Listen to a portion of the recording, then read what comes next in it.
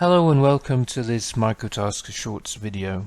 In this video we'll be taking a look at how to get a Character LCD operating on a Kinetis KL82. The first thing I do is open the uTasker project in Visual Studio. In the config.h file I select the Freedom KL28 board. And I remove any board which was previously selected. I start by rebuilding the project.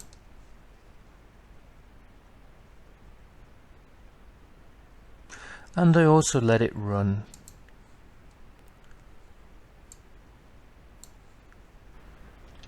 Now we're happy that we have a basic project operation, we can start turning attention to getting LCD operation as well.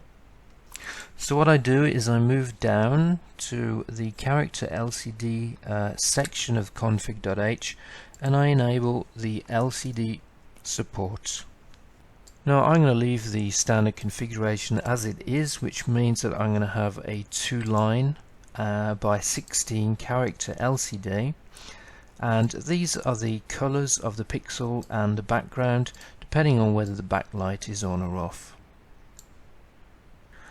So I'm just going to rebuild with this additional project setting and see what happens. What we can see is that build was successful, which means that we have some hardware configuration which is defaulting to. I'm just going to see what the simulator does first of all. Here we see a standard test in operation, and possibly we'll see some ports here which have been enabled. Now I'm not sure, so I'm going to take a look at the code. If I go into the uTasker directory and the uGLCD library, I can identify the LCD code interface.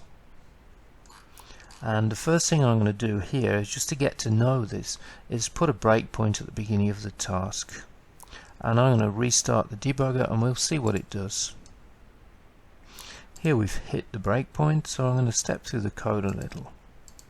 We've got the display initialization, which may be interesting for us. First thing we do is initialize the control lines. So if I go and look at the definition of that, we'll get some details about which hardware is being used.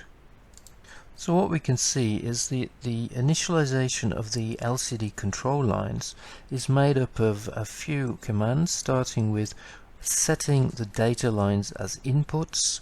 We set some control lines low, we disable the backlight, and we set some control lines as outputs.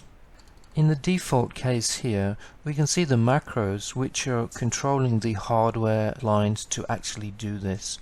Now, because we're going to set up the project to specifically work on a KL82, what I'm going to do here is I'm going to add a new configuration. As we see here, we do have a few configurations which already exist. So what I'm going to do here, add the Freedom KL82 board.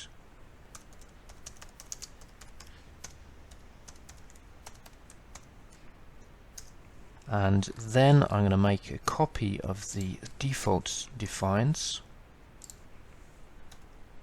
and we'll plug them in here so that we have a starting point which we can then modify for the specific KL82 we'd like to connect to.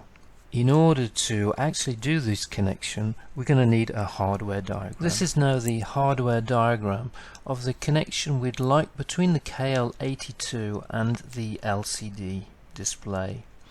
What we see is that we want to connect 8 data lines, data 0 to data 7, to the PTD 0 to PTD 7 bits on the port. Then we have 3 additional control lines which we would like to connect to PTC pins. This now shows the connection diagram and the code which we'd like to modify to make it happen. What we're going to do is to start with the data lines. Now we want an 8-bit connection, so we can remove the 4-bit nibble connection. Now we can see that we're using the lower 8 bits of the port, so what we can do here is we can set a mask to be FF. We need no shifts in this case. Now we're going to set the RS line, that's the data or instruction select line, which is connected to PTC 13. So here we already have PTC, I just change this to a 13. I do a similar thing for the read-write line, which is 16, and for the enable signal, which is 17. In this particular design I don't have a backlight, so I'm going to simply remove the backlight defines. The three control lines are on the same port, so they can be simply grouped together like this.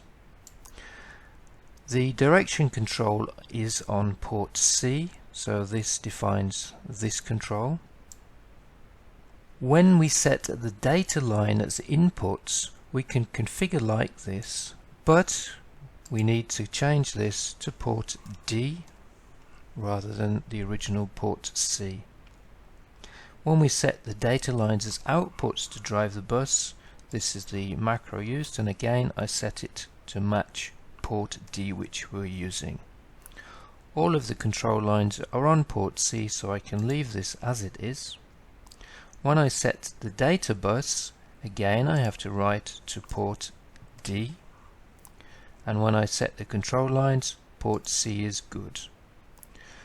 In the case of the control line toggling, there is some timing dependency.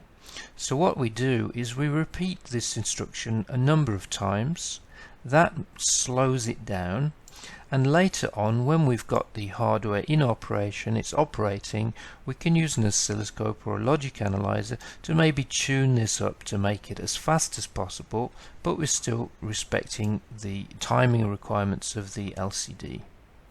In fact, I found that I had a build problem when I disabled the LCD backlight, so what I've done is I've set it to 0 instead. This is what the simulator does now.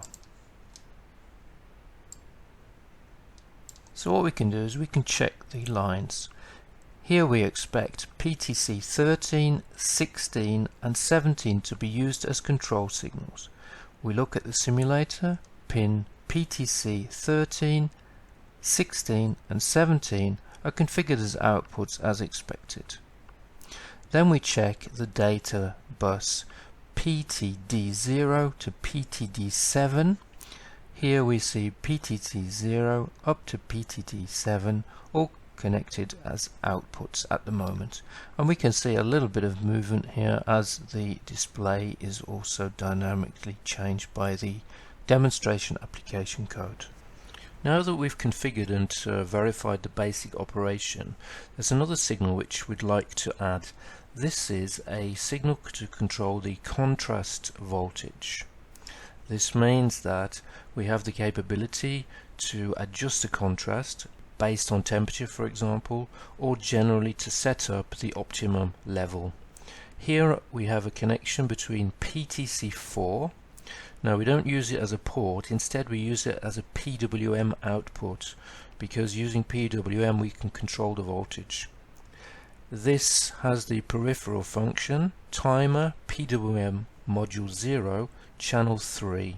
In order to configure and use the PWM, I add some defines into the file application hardware kinetis.h.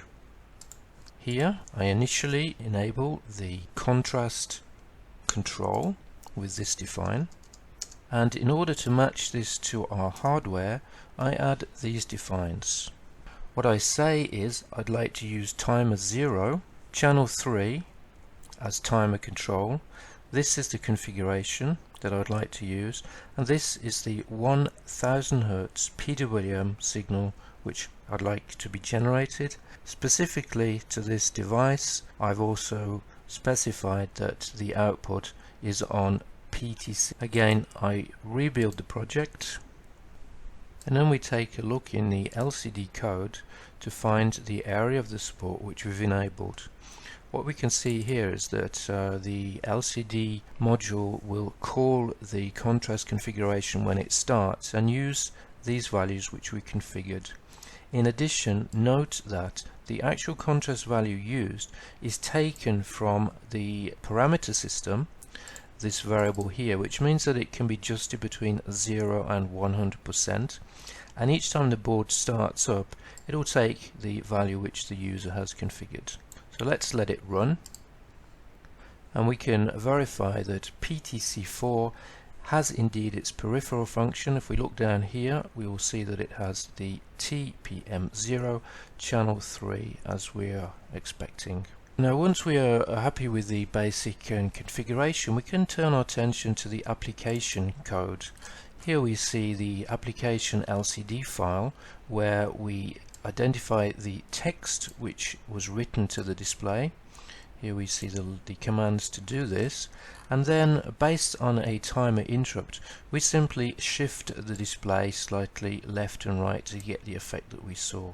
Thank you very much for watching this video. You can get complete documentation at the links below.